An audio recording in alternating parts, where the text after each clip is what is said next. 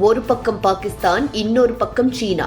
India இறங்கி செய்ய போகும் சம்பவம் இனி பேச்சுக்கே இடமில்லை. பிரிக்ஸ் 2026 கூட்டமைப்பின் உச்சி மாநாடு இந்த ஆண்டு இறுதியில் நடைபெற உள்ளது. இதற்கான இணையதளம், லோகோ உள்ளிட்டவைகளை மத்திய வெளியுறவுத்துறை அமைச்சர் ஜெய்சங்கர் வெளியிட்டார். உலக நாடுகளிடையே ஒற்றுமை மற்றும் வளர்ச்சியை வலியுறுத்தும் விதமாக வெளியிடப்பட்ட நிலையில் இதற்கு மாறாக சீனா மீண்டும் தனது ஆதிக்க போக்கை காட்டியுள்ளதுதான் தற்போது உலக அரசியலில் பேசு பொருளாக மாறியிருக்கிறது. ஜம்மு காஷ்மீரின் காரகோரம் மலைத்தொடருக்கு வடக்கே அமைந்துள்ள ஷாக்ஸ்காம் பள்ளத்தாக்கு பகுதியில் சீனா சட்டவிரோதமாக சாலை அமைத்து வருவதுதான் இந்தியாவை சீண்டும் விதமாக பார்க்கப்படுகிறது. 1963ஆம் ஆண்டு பாகிஸ்தான் தனக்கு சொந்தமில்லாத இந்தியாவின் இந்த ஒரு நிலப்பரப்பை சீனாவிற்கு சட்டவிரோதமாக பரிசாக வழங்கியது. தற்போது இந்த நிலப்பரப்பு பகுதியில்தான் 75 கிலோமீட்டர் நீளமும் 10 மீட்டர் அகலமும் கொண்ட சாலையை அமைத்து வருகிறது.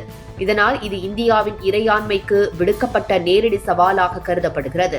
ஜம்மு பகுதியில் உள்ள ஷாக்ஸ்காம் பள்ளத்தாக்கு என்பது வெறும் நிலப்பரப்பு மட்டுமல்ல, அது இந்தியாவின் பாதுகாப்பு அரணான சியாச்சின் பனி சிகரத்திற்கு மிக அருகில் அமைந்துள்ள ஒரு கேந்திர முக்கியத்துவம் வாய்ந்த பகுதியாகும். இங்கு சாலை அமைப்பதன் மூலம் சீனா தனது ராணுவ தளவாடங்களையும் வீரர்களையும் மிக குறுகிய காலத்தில் இந்தியாவின் எல்லை பகுதிக்கு கொண்டு வர முடியும். இந்தியாவின் வெளியுறவுத்துறை அமைச்சகம் இது குறித்து கடும் கண்டனம் தெரிவித்துள்ளதோடு இந்தியாவின் நிலப்பரப்பில் மேற்கொள்ளப்படும் இத்தகைய மாற்றங்கள் செல்லாது என்றும் இது பாகிஸ்தான், சீனா இடையே போடப்பட்ட சட்டவிரோத ஒப்பந்தம் என்பதை குறிப்பிட்டுள்ளது. ஒருபுறம் சீனா இந்தியாவோடு பேச்சுவார்த்தை மற்றும் சர்வதேச கூட்டமைப்புகளில் இந்தியாவுடன் இணைந்திருப்பது போல காட்டிக்கொண்டாலும் மறுபுறம் மெல்ல மெல்ல நிலத்தை ஆக்கிரமிக்கும் உத்தியை அது கையாள தொடங்கிதான் வருகிறது. கல்வான் பள்ளத்தாக்கு மோதலுக்கு பிறகு எல்லையில் அமைதியை நிலைநாட்ட பல ஒப்பந்தங்கள் போடப்பட்டாலும் சீனா அதெல்லாம் ஒரு பொருட்டாக மதிப்பதில்லை. இதுவரை சியாச்சின் பகுதியில் பாகிஸ்தானை மட்டுமே எதிர்கொண்டு வந்த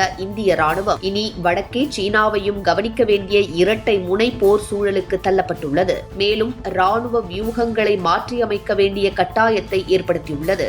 சீனா போன்ற ஒரு நாடு காகித ஒப்பந்தங்களுக்கு ஒருபோதும் கட்டுப்படுவதில்லை என்றும் அது வலிமைக்கு மட்டுமே பணியும் என்பதை வரலாறு உணர்த்துகிறது. இந்த நிலையில் இந்தியா தனது எல்லைகளை பாதுகாப்பதில் இன்னும் தீவிரமான மற்றும் தீர்க்கமான நடவடிக்கைகளை எடுக்க வேண்டிய தருணமாக அமைந்துள்ளது. சீனாவின் இந்த செயல்பாட்டிற்கு இந்தியா தரப்பில் இருந்து சரியான நேரத்தில் சரியான முறையில் பதிலடி கொடுக்கும் என வல்லுநர்கள் தெரிவிக்கின்றனர். காங்கிரஸ் ஆட்சியின் போது மட்டுமே சீனா ஆக்கிரமிப்பை அதிகரித்தது என்றே கூறப்படுகிறது. பாகிஸ்தான் கடந்த ஆண்டு ஆபரேஷன் சிந்தூர் மூலமாக இந்தியா பந்தாடியது என்பதும் குறிப்பிடத்தக்கது.